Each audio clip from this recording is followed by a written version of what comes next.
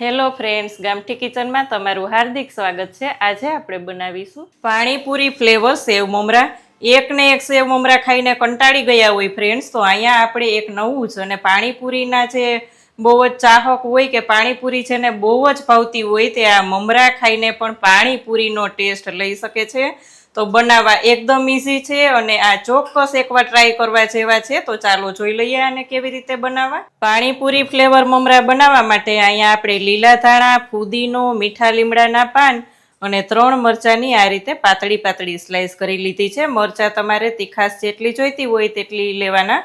અહીંયા આપણે બધું જ ધોઈ અને એકદમ સરસ સૂકવી લીધું છે અને પછી જ લીધું છે।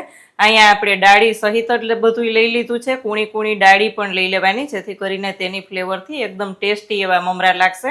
હવે બધું જ આપણે તળી લેવાનું છે। અહીંયા આપણે ધાણા ભાજી, ફુદીનો બધું જ તળતા પહેલા તેલ ગરમ થઈ જાય એટલે થોડાક સિંગદાણા લઈ અને તેને તળી લેશું। મીડિયમ ફ્લેમ રાખી અને સિંગદાણાને તળી લેશું, જેથી કરીને અંદરથી એકદમ મસ્ત ચડી જાય, એકદમ બ્રાઉન થઈ જાય અને એકદમ સરસ ક્રિસ્પી થઈ જાય। બધું એકદમ સરસ ક્રિસ્પી હોય તો જ આપણા મમરા બગડશે નહીં, એટલે એકદમ સરસ બધું ક્રિસ્પી થવા દેવાનું। એટલે એકદમ મીડિયમ ફ્લેમ રાખવાની, જેથી કરીને ઉપરથી બ્રાઉન અને અંદરથી કાચા ના રહીએ તેનું ખાસ ધ્યાન રાખવાનું। અહીંયા આપણા સિંગદાણા એકદમ સરસ થઈ ગયા છે, તમે જોઈ શકો છો ફ્રેન્ડ્સ। લઈ લેશું, તેમાં જ આપણે ફુદીનો તળી લેશું।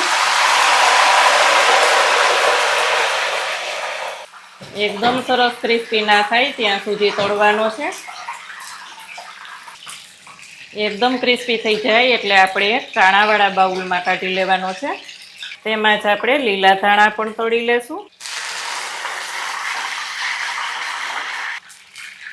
એકદમ ક્રિસ્પી થઈ જાય એટલે તેને પણ આપણે કાણાવાળા બાઉલમાં જ લઈ લેશું। તેમાં જ આપણે લઈ લેશું મીઠા લીમડાના પાન। તેમાં જ આપણે લીલા મરચાંની કટકી પણ લઈ લેવાની છે અને તેને પણ એકદમ સરસ ક્રિસ્પી બનાવી લેવાની છે। ફ્લેમને બંધ કરી દેશું અને મરચાં પણ આપણા એકદમ સરસ ક્રિસ્પી થઈ ગયા છે।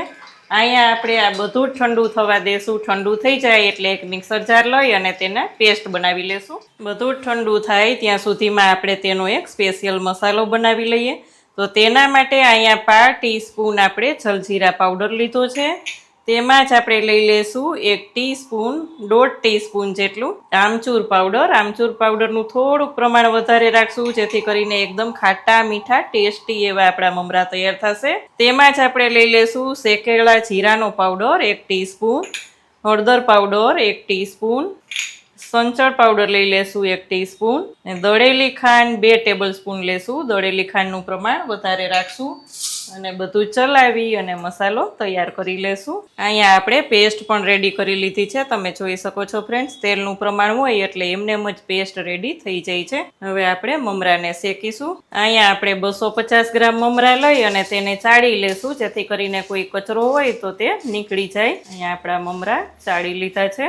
મમરાને લઈને જ્યાં સુધી એકદમ ક્રિસ્પી ના થાય ત્યાં સુધી આપણે રોસ્ટ કરી લેશું। ફ્લેમને એકદમ લો રાખીશું।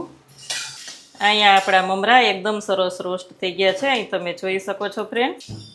ફ્લેમને બંધ કરી દેશું અને તેમાં જ આપણે બધું એડ કરી દેશું। અહીંયા આપણે એક વઘારિયામાં 1 ટેબલસ્પૂન તેલ લીધું છે। તેલ ગરમ થઈ જાય એટલે આપણે જે બનાવેલી ફુદીના ધાણાની પેસ્ટ હતી તે એડ કરીશું, જેથી કરીને મમરામાં એકદમ સારી રીતે મિક્સ થઈ જાય। બધું જ એડ કરી અને એકદમ સારી રીતે સાતળી લેશું। હવે આપણે આને મમરામાં એડ કરી દઈએ। બધું એડ કરી લીધા પછી 2 હાથની મદદથી આપણે સારી રીતે તેને કોટ કરી લઈએ। અહીંયા આપણા મમરા ઉપર એકદમ સરસ કોટ થઈ ગયું છે, તમે જોઈ શકો છો ફ્રેન્ડ્સ। એકદમ મસ્ત એવા ગ્રીન આપણા મમરા થઈ ગયા છે। બીજું બધું એડ કરી દઈએ। તેમાં જ આપણે લઈ લેશું સ્વાદ અનુસાર નમક, બનાવેલો મસાલો હતો તે પણ આપણે બધો જ લઈ લેશું। બધો મસાલો એડ થઈ ગયા પછી આપણે જે તળેલા દાણા હતા તે પણ એડ કરી દઈએ। તેમાં જ આપણે લઈ લઈએ સેવ। આ રેગ્યુલર સેવ લીધી છે। આ સેવનો વિડીયો પણ આપણે મૂકેલો છે અને અહીંયા આ સેવ પણ મારી હોમમેડ જ સેવ છે। સેવ મમરા અહીંયા આપણા મસ્ત મિક્સ થઈ ગયા છે, તમે જોઈ શકો છો ફ્રેન્ડ્સ। જોઈને જ ખાવાની ઈચ્છા થઈ જાય તેવા આપણા મમરા તૈયાર થયા છે। તો ફ્રેન્ડ્સ, અહીંયા આપણે પાણીપુરી ફ્લેવરવાળા મમરા તૈયાર છે। બાળકોને ચોક્કસ ભાવે એવા મમરા તૈયાર થાય છે, તો તમે પણ ચોક્કસ ટ્રાય કરો અને તમારા રિવ્યૂ મારી સાથે શેર કરો।